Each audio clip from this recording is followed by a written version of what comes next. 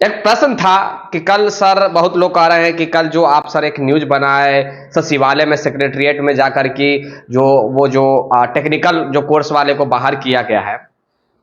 ध्यान से सुनिए क्या मैटर है, और थोड़ा बहुत मिस अंडरस्टैंडिंग भी था, वो भी मैं क्लियर करना चाह रहा हूं, ध्यान से सुन लीजिएगा। मैटर ये है कि जैसे कहा गया था कि 1 से 5 में जो भी है टेक्निकल कोर्स वाले को अमान्य करार किया गया, ऐसा लिखा हुआ था। जो लेटर आई थी उस लेटर में आप देखे होंगे, उस साफ साफ उसमें लिखा हुआ था कि अमान्य करार किया गया, किया जाएगा, यानी कि वो इलिजिबल नहीं माने जाएंगे। वो किन, देखिए सबसे पहली प्रश्न तो ये उठता है कि आप 1 से 5 में शिक्षक बन रहे हैं, 1 से 5 में शिक्षक बन रहे हैं भैया, तो वहां पे आपको टेक्निकल का कोई मतलब ही नहीं होता है। अब टेक्निकल का मतलब इसलिए नहीं होता है क्योंकि आप 1 से 5 के टीचर बनने जा रहे हैं, क्या चीज, तो 12th स्टैंडर्ड पे भैया शिक्षक बनने जा रहे हैं। तो मिस अंडरस्टैंडिंग यहाँ पे ये हुआ था। हाँ, सब्सिडी वाले मैटर को लेकर अभी भी सजग है, सब्सिडी वाले मैटर पे अभी भी कंफ्यूजन है, सब्सिडी वाले मैटर पे अभी भी प्रश्न है कि सरकार नहीं अभी तक कोई संज्ञान ली है, और उम्मीद है कि ये आज से कल तक जो विज्ञप्ति जो आएगी, नोटिफिकेशन आ जाएगी, इसमें शायद कुछ सुधार कर देगी। क्योंकि आप जानते हैं कि बीपीएससी और एजुकेशन डिपार्टमेंट में जो भी है वार्ता हुई, उसके बाद समय लिया गया, नहीं तो ये 1 हफ्ता पहले भी नोटिफिकेशन आ जाती। तो इसके लेकर समय लिया गया, समय भी 1 आध हफ्ता हो ही गया है। तो मुझे लग रहा है कि इसमें कुछ संशोधन आएगी, कुछ संशोधन होकर निकल कर आएगा, जहां तक मुझे जानकारी मिली है। तो कुछ ना कुछ आपको देखने को मिलेगा, फीडबैक तो देखने को जरूर मिलेगा। जितना इतना सारा जो हंगामा हुआ बिहार में, तमाम नियोजित शिक्षक वाले अभी तक रास्ते पर भैया उतरे हुए हैं, तो इतना जो कुछ भी हुआ उसके बाद कुछ ना कुछ तो फीडबैक निकल कर आएगी ही, ये बात श्योर है। वो जो टेक्निकल कोर्स वाला जो मैटर था, जिसमें कहा गया था कि बीबीए हो, बीसीए हो और बीटेक वाले को अमान्य करार कराया जाएगा, तो भैया 1 से 5 के लेकर जो कहा गया था ये गलत बात था।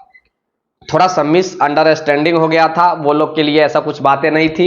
1 से 5 में ऐसे भी भैया केवल इंटर की आवश्यकता होती है, यानी कि +2 साथ में आप डीएलएड हैं, या फिर बीटीसीयू से यूपी में भी कहा जाता है, या फिर आप बीएड हैं और आप सीटेट क्वालिफाइड या फिर बीटेड क्वालिफाइड है, तो आप भैया 1 to 5 के लिए योग्य माने जाते हैं। ऐसा तो आप लोग जानते ही हैं।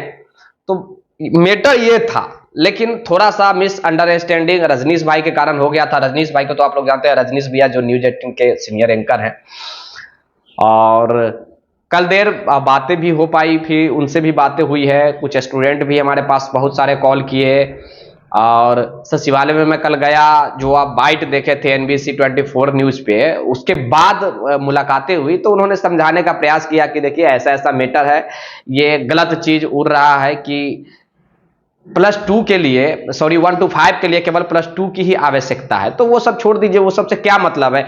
आप, हम लाख पढ़कर पंडुक हो गए हैं, ये कहने का मतलब हुआ कि मैं लाख पीजी कर लिया हूं, पीएचडी कर लिया हूं, और इंटर पे अगर नौकरी मेरी लगती है तो इंटर ही मेरे लिए इंटर ही मेरे लिए सर्वोपरि माना जाएगा। वहां पे पीएचडी और पीजी की कोई महत्व नहीं रह जाती है। तो बात कहने का मतलब ये हुआ कि 1 से 5 में आप 12th के लिए है तो भैया आप योग्य है, और ये सब कंफ्यूजन दूर कीजिए। मैं ये वीडियो बना रहा हूं आप लोग का कंफ्यूजन दूर करने के लिए। बहुत सारा कंफ्यूजन में आ गए थे कि सर मैं और ज्यादा कंफ्यूजन में आ गया हूं, आप जब से ये बात बोले हैं उसके बाद मैं कंफ्यूजन में आ गया हूं। तो कहने का मतलब हुआ कि कंफ्यूजन दूर कीजिए, और अगर 1 से 5 के हैं, अगर आप 12th किए हैं, उसके बाद प्रशिक्षण किए हैं, उसके बाद सीटेट पास किए हैं, तो आप योग्य हैं। हाँ, ये मैटर है कि आप 12th के जगह दूसरा कुछ अगर आप किए हैं, जैसे कि बहुत लोग होता है जो क्या होता है डिप्लोमा आई थिंक होता है 12th के इक्विवेलेंट कहा गया है बिहार में, वो सब लोग कर लेते हैं। तो वो सब भैया नहीं चलेगा, वो सब नहीं चलेगा। जैसे कि कोई 12th नहीं किया, 12th के जगह क्या हुआ कि 10th के बाद ही कुछ लोग, कोई पॉलिटेक्निक या डिप्लोमा कुछ कहा जाता है, मुझे ध्यान में भी नहीं है, पॉलिटेक्निक आई थिंक, तो वो अगर कर लिया है तो भैया उसे अमान्य करार किया गया है। कहने का मेरा मतलब ये हुआ, ध्यान से सुनिएगा, अगर 12th के जगह आप दूसरा कोई कोर्स किए हैं और 12th को कह रहे हैं कि हम 12th को इक्विवेलेंट मानेंगे और उसके बाद हम शिक्षक बनेंगे 1 to 5 का, तो ये कहा गया है कि नहीं माना जाएगा। कहने का मतलब ये था। 6 to 8 का तो भैया रिक्तियां तो आप जानते ही हैं, 6 to 8 के बारे में क्या ही कहना। 6 to 8 का कुछ अभी तक नहीं संज्ञान आई है। मैं फिर से बता रहा हूं कि कुछ हो सकता है, अगर हो सके तो सरकार इसके ऊपर सजग है। सरकार कह रही है कि हम थोड़ा बहुत इसमें थोड़ा सा सुधार करने का प्रयास करेंगे। अब देखिए क्या कुछ सुधार होता है। 9 to 10 का जो भी रिक्तियां हैं आप लोग जानते हैं, 11 12 का रिक्तियां है वो भी जानते हैं, लेकिन बात यहाँ पे ये है कि सब्सिडी वाले भैया लोग फंस रहे हैं, जो 9, 10 और 11, 12 में, यानी कि एसटीटी पेपर 1 पेपर 2 वाले मैटर में है। तो वहां पे सब्सिडरी वाले लोग फंस रहे हैं। तो 1 to 5 के वाले तो अब भैया क्लियर हो गया है कि जो भी कंफ्यूजन था आप लोग का दूर हो ही गया होगा। अब बात आता है सब्सिडरी वाला। तो सब्सिडरी के लेकर भी सरकार जो है, सरकार के प्रतिनिधि से बहुत लोग बातें किए हैं जाकर। प्रत्येक दिन देखिएगा तो आवेदन जा रहा है सेक्रेटरिएट में। जितने भी सेक्रेटरी है, दीपक कुमार सिंह जो प्राथमिक शिक्षक बहाली के सेक्रेटरी है, यानी कि शिक्षा विभाग का सेक्रेटरी है, डायरेक्टर है, प्राइमरी डायरेक्टर है, सारे लोग के पास लेटर प्रत्येक दिन जा रहा है। अगर आप सेक्रेटरिएट में जाइएगा तो प्रत्येक दिन कोई ना कोई स्टूडेंट आपको शिक्षक बहाली संबंधित मिल ही जाएंगे, खासकर एसटीटी वाले मिल ही जाएंगे। तो एसटीटी हो या फिर सीटेट हो, सारा मुद्दा धीरे धीरे क्लियर होते नजर आ रहा है। लेकिन केस भैया हो गया है। ये बिहार के युवाओं के लिए एक बड़ी मैं कह सकता हूं कि बड़ा पेच आने वाले समय में फंस सकता है, मुझे जहां तक लग रहा है। क्योंकि केस 1 2 नहीं 3 4 केस कर दिया है लोग।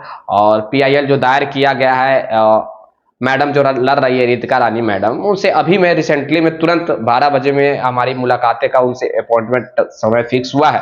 तो 12 बजे मैं रितिका रानी मैडम से जा रहा हूँ बाइट लेने, बात करने के लिए आखिर क्या कुछ प्रावधान है, क्या कुछ करना चाहिए और या फिर नहीं करना चाहिए। क्योंकि रितिका रानी मैडम से कल ही हमारी मुलाकातें होने वाली थी, कल किसी कारणवश नहीं हो पाई। आज 12 बजे का अपॉइंटमेंट फिक्स है। तो भैया 12 बजे में देखते हैं रितिका रानी मैडम जी से मिलकर क्या कुछ निकल कर आती है। सही जानकारी आप लोग को अवश्य मिल जाएगा।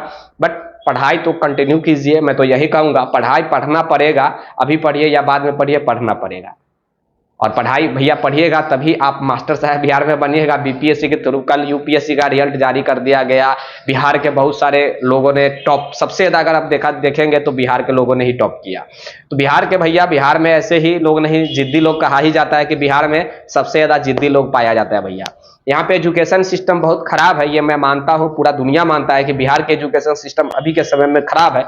लेकिन यहाँ से लोग पढ़कर सबसे ज्यादा आईएएस और आईपीएस और पीओ, बैंक पीओ बनता है तो भैया बिहार से ही बनता है। तो ये होता है क्या कि एक डेडिकेशन के कारण होता है, कंटिन्यूटी के कारण होता है। आप जो चीज ठान लेते हैं वो कर कर ही रहते हैं। कहने का मतलब हुआ कि आपके पास सुविधा नहीं है, फिर भी अगर आप ठान लेंगे कि मुझे ये करना है तो आप वो कर सकते हैं। कहने का मतलब ये हुआ। अब देखिए, गांव में रहकर, बक्सर में रहकर जो एयर 2 ऑल इंडिया रैंक 2 जो आई है, वो गांव में रहकर पढ़ी है, बक्सर में रहकर पढ़ी है और यूपीएससी में सेकंड, ऑल ओवर इंडिया में सेकंड रैंक लेकर आई है।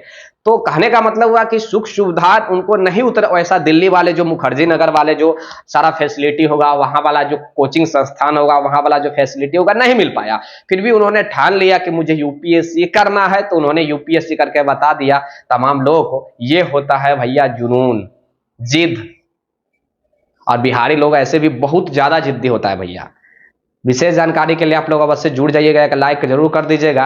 और क्या करना है आपको बताने की आवश्यकता नहीं, फिर से कहूंगा, विशेष जानकारी के लिए अवश्य जुड़ जाइएगा, सब्सक्राइब कर लीजिएगा, एक लाइक कर दीजिएगा, अपने दोस्तों के साथ शेयर कर दीजिएगा। और हाँ, अब कंफ्यूजन आप लोग का दूर हुआ या नहीं हुआ ये थोड़ा बता दीजिए। क्योंकि आप लोग बहुत सारा प्रश्न आ रहा था कि सर एक बार आप प्लीज वीडियो बना दीजिएगा तभी कंफ्यूजन दूर होगा, नहीं तो बार बार मैं कंफ्यूज हो जाता हूँ कंफ्यूजन। तो प्लीज अब इसके बावजूद भी अगर प्रश्न हो तो कमेंट कर दीजिएगा, क्या कंफ्यूजन दूर हुई या नहीं हुई ये भी बताने का प्रयास कीजिए। तब तक के लिए जय हिंद, जय भारत, धन्यवाद।